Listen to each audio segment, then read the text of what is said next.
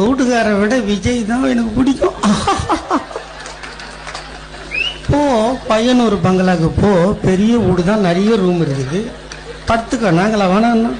இந்த நாய் பெண்களை எந்த அளவுக்கு ஒரு கேவலமாகவும் இழிவாகவும் பேசுது அப்படின்னா, இவன் வந்து திமுக கட்சியோட ஒரு பேச்சாளர். இதை திமுகவும் அனுமதிக்குது. ஆரம்பத்துல இருந்து உன்னோட பேச்செல்லாம் பார்த்தோம்னா வெறும் ஆபாசம் மட்டும்தான் இருக்குமே தவிர வேற ஒண்ணுமே இருக்காது. இதை திமுகவும் எந்த ஒரு நடவடிக்கையும் எடுத்து கண்டுகிட்டது கிடையாது. இதை திமுகவே மேடை மேடையா போட்டு அவனையும் பேசுறதுக்கு வர சொல்லி ஆதரிச்சுக்கிட்டு இருக்கு. நீங்க பெண்களுக்கு இலவசமா 1000 ரூபாய் பணமும் பேருந்துல இலவச பயணமும் கொடுத்துட்டா நீங்க பெண்களை எந்த அளவுக்கு வேணாலும் கேவலமா பேசலாம். அதை தமிழ்நாட்டு பெண்கள் கேட்டுக்கணும் இல்லையா? இதான்டா திமுக, இதான் திமுக, மறந்துடாத. இந்த அளவுக்கு கேவலமா பெண்களை தரந்தாழ்த்தி பேசிட்டு நாளைக்கு எப்படி பெண்கள்கிட்ட போய் ஓட்டு கேட்பீங்க?